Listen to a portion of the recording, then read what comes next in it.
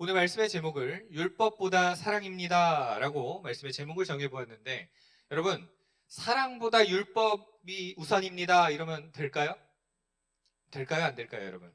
안 되죠? 네, 이 율법이라고 하는 단어와 또 사랑이라는 이 단어가 바뀌면 안 된다라고 하는 것입니다. 율법보다 사랑이 우리의 삶 속에 우선돼야 될 줄로 믿으시기를 바랍니다. 여러분, 우리가 하나님의 제1되는 속성을 물으신다라면 당연히 사랑이다라고 답변을 주실 것입니다. 그 사랑의 성품으로 인하여서 우리는 그 사랑을 누리고 또 살아가고 있죠. 또한 그 하나님의 형상대로 지음받은 우리 또한 사랑하는 마음을 가지고 이 땅에서 살아갑니다. 특별히 예수님께서 율법을 지키기 위하여서 하나님의 사랑은 잊어버린 사람들을 향하여서 분명히 잘못된 것이라고 말씀을 하십니다.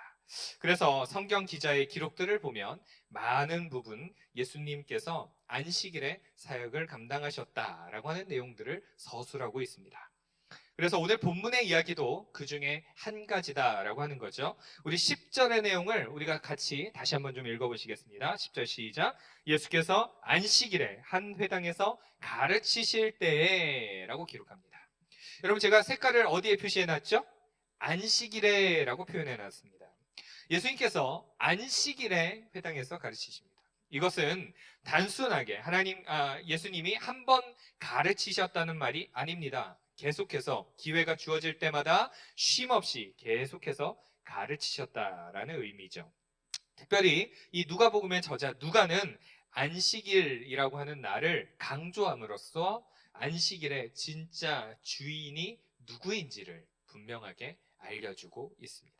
안식일에 그 능력을 행하시는 분이 바로 이 안식일의 주인이다라는 것을 누가는 알려주고자 했던 거죠. 안식일을 어찌 지켜야 하는지에 대해서 우리에게 알려주고 있습니다. 그리고 그때 어떤 심각한 환자가 예수님의 눈에 들어오게 됩니다. 어떤 사람인지 우리가 살펴보도록 하겠습니다. 11절 또 한 번 더 읽겠습니다. 시작. 18해 동안이나 귀신 들려 앓으며 꼬부라져 조금도 펴지 못하는 한 여자가 있더라. 아멘. 네, 무려 자그마치 연수로 따지면 몇 년이요, 여러분? 18년 동안이나 고통당하고 있는 한 여자가 예수님의 눈에 짠 하고 드러난 것입니다. 그런데 그 여자가 어떤 질병을 가지고 있었느냐? 왜 이런 질병을 가지고 있었느냐? 뭐에 들렸기 때문이죠, 여러분? 귀신 들렸기 때문입니다. 그래서 이 여자가 앓고 있습니다. 그런데 이 귀신 들린 이 여자, 여러분, 귀신 들린 것만으로도 여러분 고통스러운 일이 아니겠습니까, 여러분? 정상적인 생활이 불가능하잖아요. 그런데 이 귀신 들린 것에 그치지 아니하고 이 여자가 어떻게 됐느냐? 앓으면서 꼬부라져서 조금도 펴지 못하는 여자입니다. 얼마나 불쌍한 여인입니까? 아마도 등뼈가 구부러져서 허리를 펼 수 없는 그런 정도의 상태이지 않았을까 싶습니다. 얼마나 안타깝습니까, 여러분? 그런데 이 질병으로부터 노임받을 방법이 없는 겁니다. 게다가 한두 해를 고생한 것이 아니죠. 자그마치 18년이라고 하는 정말 말로 표현할 수 없는 긴 세월을 이 여자는 고통을 당했습니다. 예전에 저도 감기인 줄 알고 고생했던 적이 있습니다. 역류성 후두염이라고 하는 질병인데 감기인 줄 알고 아무리 항생제를 먹어도 효과가 없는 거예요. 짧은 3주였습니다. 짧은 3주 동안 계속해서 매 끼마다 항생제를 먹어가면서 막 어떤 날은 막 너무 안 나으니까 막 두 번 또 털어 넣어보고 막 그렇게까지 약을 먹는데도 여러분 낫지를 않는 거예요. 그 짧은 3주의 시간들 동안 너무 힘들었습니다. 그런데 여러분, 이 여자는요, 3주가 아니에요. 한 달도 아니에요. 여러분, 6개월도 아니고, 1년도 아니고, 무려 자그마치 몇 년이에요, 여러분? 18년입니다. 이 긴 시간 동안 이 여자는요, 엄청난 고통 속에 있었던 거예요. 얼마나 여러분 불쌍한 여인입니까? 이 여자가 가장 원했던 게 뭘까요, 여러분? 이 귀신 들림으로부터 노임받는 것, 자유를 얻는 것. 이게 가장 원하는 거 아니겠습니까, 여러분? 우리에게 한번 적용시켜 보시자고요. 우리가 예를 들어서 어떤 약을 먹고 어떤 수단과 방법을 가리지 않고 막 쓰는데도 불구하고 내 병이 낫지 않고 있을 때 그 괴로움과 그 답답함이 어느 정도겠습니까? 상상을 할 수 없는 이 여인의 삶입니다. 그런 그 여자를 예수님께서 보시고 12절에서 이렇게 말씀하십니다. 같이 읽겠습니다. 시작. 예수께서 보시고 불러 이르시되 여자여 내가 내 병에서 놓였다 하시고. 할렐루야. 여러분, 이 말씀이 이 여자에게 어떠한 의미였을까요? 예수님께서 지금 보셨어요. 그리고 부르셨어요. 그리고 선언하십니다. 너의 병에서 놓였다. 그럼 이 말은 자유의 의미입니다. 귀신으로부터 묶여있던 이 여자가 해방되어서 자유를 얻게 되었다라고 하는 거예요. 놀라운 기적의 말씀이 아닐 수가 없습니다. 누가 이 여자를 향하여서 이렇게 말할 수 있을까요? 하나님의 기적의 역사가 아니면 불가능한 거예요. 예수님께서 바로 그 다음 장면을 통하여서 바로 행동을 옮기십니다. 13절을 보시니까 같이 읽겠습니다. 시작. 안수하시니 여자가 곧 펴고 하나님께 영광을 돌리는지라. 예수님께서 직접 안수를 하십니다.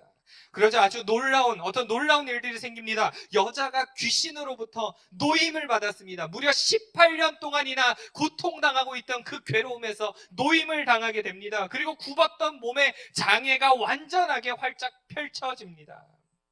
그리고 기적이 일어나자 하나님께 영광을 돌리는 것입니다. 이 여인의 입장에서 한번 생각해 보시겠습니까? 이 여자의 이 노임이 얼마나 기뻤을까요? 얼마나 행복했을까요? 말로 표현할 수 없는 자유가 있는 거죠. 가장 행복한 순간이 아니겠습니까? 그 기쁨을 표현하고 있죠. 하나님께 영광! 하나님 감사합니다! 그런데 지금부터가 반전입니다, 여러분. 여기쯤에서 이 스토리가 끝났다라면 참 좋았을 것 같아요.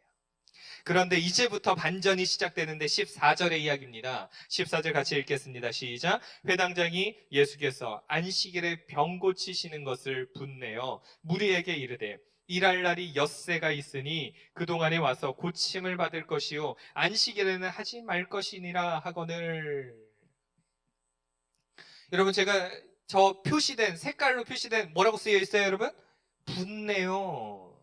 회당장이 지금 이 장면을 봤어요. 예수님께서 안식일에 병 고치는 것을 보고요, 저기서 분내었다, 우리가 단순하게 분내어 이런 정도로 생각하시면 안 돼요. 이 원어적인 표현을 보시면 아주 격노하고 아주 격렬하게 화를 냈다, 그러니까 대노했다, 이런 말이에요. 회당장은요, 이 여자가 병 고침을 받는 것에 대하여서 관심이 없었어요. 그저 왜 수많은 날들 가운데 하필이면 안식일에 병을 고쳤는가? 여기에 분노하고 있는 겁니다. 그럼 당시에 유대인의 안식일 규정은요, 까다롭기 그지없었어요. 그들은 율법에도 없는 35개에 달하는 안식일 금지 규정을 만들었어요. 그러니까 우리식으로 쉽게 이해하자면 성경에도 없는 35개에 달하는 안식일의 금지 규정을 만들었어요. 그리고 이것을 어겼을 때는요, 이단자 취급을 했어요. 이 가운데 몇 가지를 확인을 해보니까 안식일에 불을 켜거나 끄는 일도 금지되었어요. 그러니까 우리식으로 말하면 저 전등 스위치 하나도 켜면 안 되는 거예요. 또한 2글자 이상을 쓰거나 지우는 일도 금지되었어요. 안식일에 글씨도 쓰시면 안 돼요. 안식일에 병 고치는 것은 원칙적으로 금지되었어요. 목숨이 위태로운 환자나 응급조치가 필요한 긴급한 환자만 치료할 수 있도록 규정되어 있었어요. 그러니까 따라서 랍비들의 견해에 따르면요, 이 여자의 질병과 같은 이 만성적인 이 질환은 안식일에 치료하면 안 되는 거예요.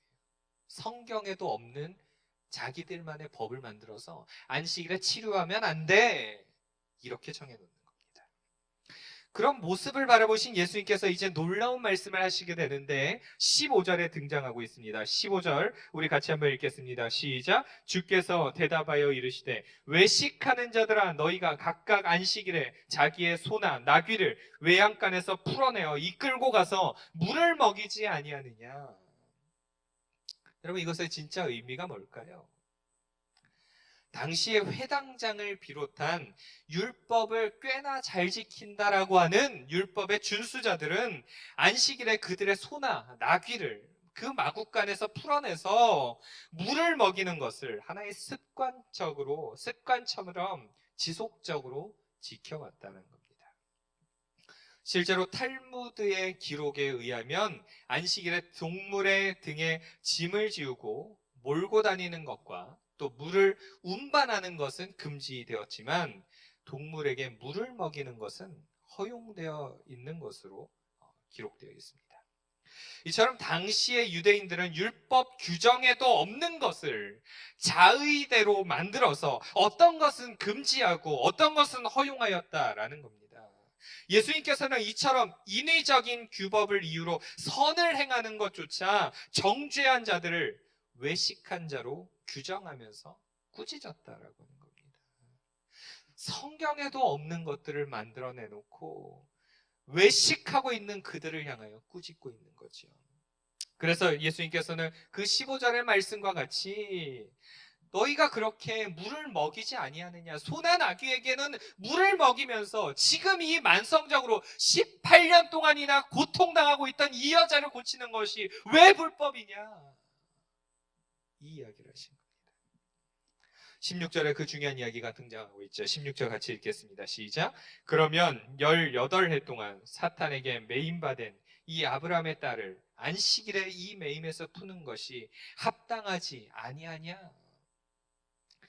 예수님께서는요 18년이라고 하는 연수를 표현하심으로 그 여자가 사탄에게 매여서 병중에 고통했던 시간이 상당히 길었음을 강조하고 있습니다.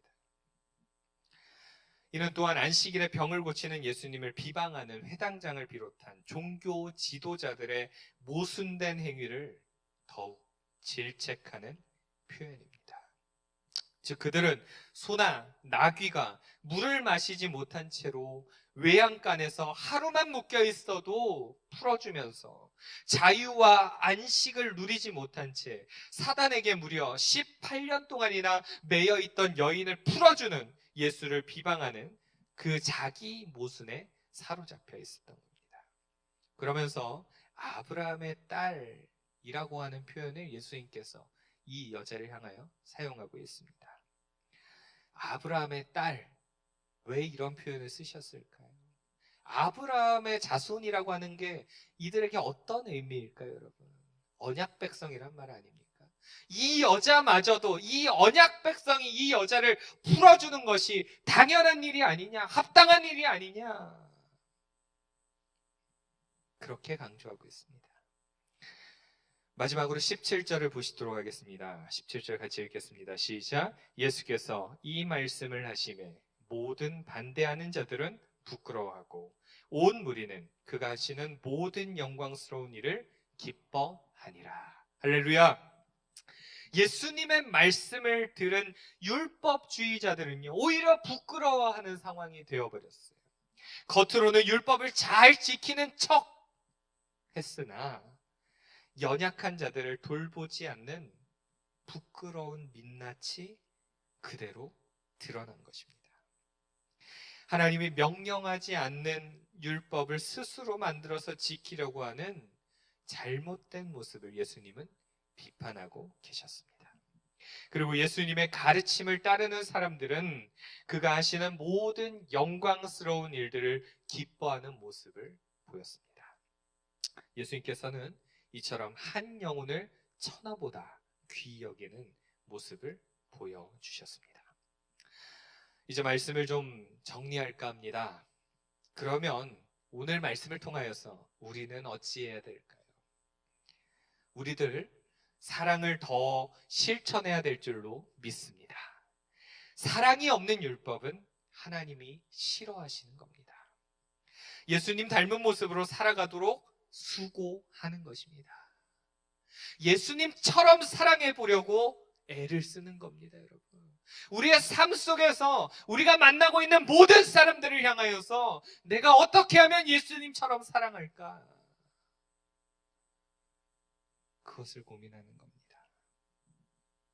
예수님이 기뻐하시는 것은 바로 그런 것입니다. 무엇보다 하나님의 사랑을 어찌 전해볼까? 이것을 고민해 보는 겁니다.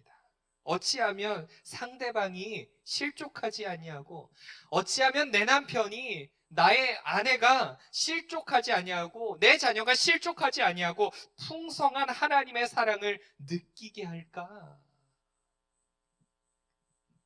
이 부분을 우리의 삶 속에서 늘 고민해야 하는 것입니다. 사랑하는 여러분, 예수님은 그렇게 18년 동안이나 고생했던 한 여인의 인생을 놀랍도록 변화시켜 주셨습니다. 어쩌면 인생의 소망조차 이제 다 사그러지고 그냥 이렇게 죽나 보다, 이렇게 살다 죽나 보다라고 하는 이 여인을 특별한 안식일 날에 고쳐주셨습니다. 여러분, 무엇을 하든지 사랑을 전제로 행동하는 우리들이 되어지기를 소망합니다. 무슨 일을 하든지 그 안에, 내 행동 속에 하나님의 사랑이 그 안에 깃들여져 있는가? 어떤 일을 하든지 그 안에 하나님의 사랑의 마음을 품고 일하고 있는가? 예수님처럼 그렇게 그 여인을 불쌍히 여기는 그 마음을 우리의 마음속에 새기면서 그렇게 우리들 살아가고 있는가? 여러분, 이 부분을 고민해 보시면서 하루하루 살아가실 때 하나님의 사랑을 많은 이들에게 전달할 수 있는, 율법보다 사랑을 전달하실 수 있는 저와 여러분 모두가 되어지기를 간절히 소망합니다. 기도하겠습니다.